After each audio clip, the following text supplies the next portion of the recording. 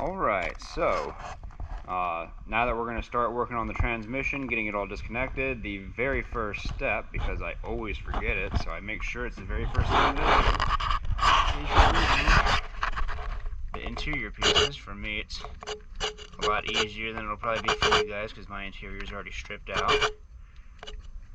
Oh my god, it's the longest thing ever. And then just going ahead and making sure that the ring down here is going to slide up instead of pulling the whole sleeve out. If that doesn't work, you can just remove these 4 10mm bolts and you should be able to pull it out pretty easy. Remove the clip for the signal wire, and the battery wire is a 13mm.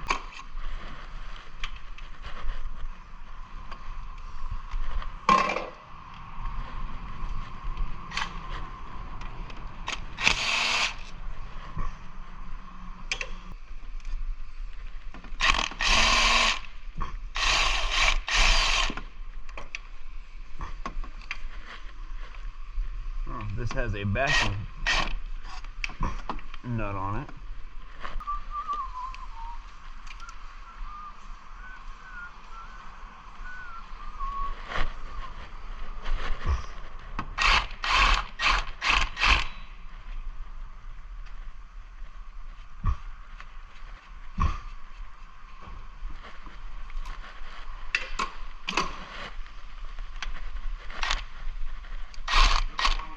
Morning, sir.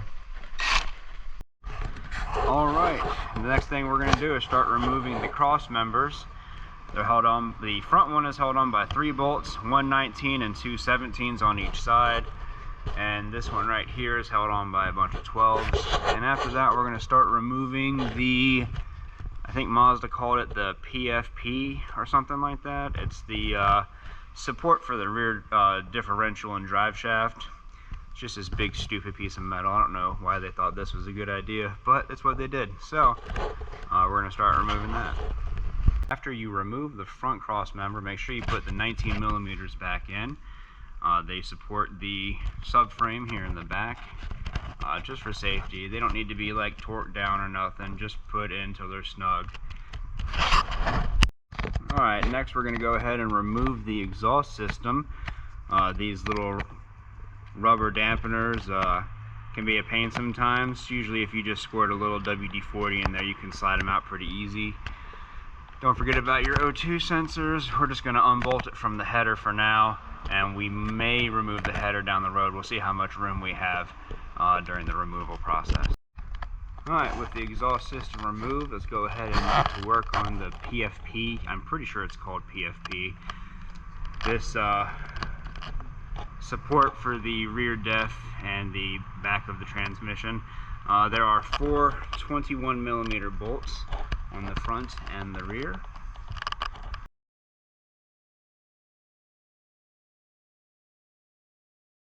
And I'm pretty sure that's about all you need to take off.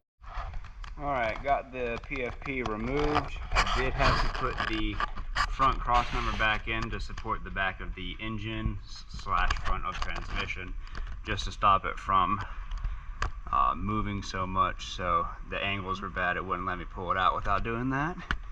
And next thing we're going to do is go ahead, this is a slip yoke, so we're just going to go ahead and remove these 14mm. Alright, with the drive shaft removed, let's take a minute to go ahead and put all the nuts and bolts back so we don't lose anything.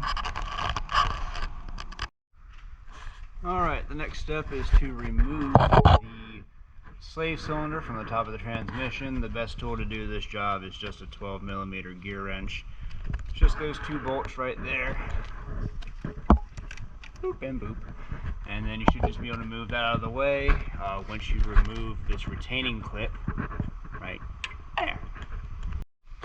Alright, with the slave cylinder removed, go ahead and put those 12mm bolts back up in their holes. And while this is in this position and not connected to the transmission fork, do not touch your clutch pedal. You'll blow this piston out and you'll have to replace your slave cylinder. Alright, with the engine supported however you can, go ahead and start removing the electrical. This rear O2 sensor is held in by a 10mm. Some of the things on top are held in with 10mm also, but they're a pain to get to. You can just bend the metal out of the way to free the wire, like this one right here, and then just slide the wire out right through these grooves. That's just the easiest way to do it. Alright, and once you get enough of those clips removed, you'll reveal the connector harness right here. Looks like 4 connectors, and that's pretty much it. That'll disconnect the transmission, and then you just move the main harness out of the way. Alright, so we've removed the top 2 bolts to remove the transmission. Up there. The only thing left are the 2 bottom ones, and the transmission is ready to be pulled. So this transmission is aluminum. It's light, but it is still a transmission, so I don't know, 150, 200 pounds possibly. So if you're not, I don't know how to word it, if you're not confident in your physical strength, perhaps it is time to have a friend help you. I don't have any friends, so I have to do this myself. My only friends are my subscribers, so make sure you subscribe. Alright, and that is removing the 6-speed transmission from a Mazda Rx8. Should be applicable for all years during manufacturing. Both generations, I believe, should be very close, if not completely the same. If this video helped you out, leave a like. If you want to see more videos like it, and if you're interested in the whole reason I'm removing the transmission and engine from this vehicle is to perform an LS1 swap. If that interests you, don't forget to subscribe so you can see videos as I post them later on. Thanks for watching.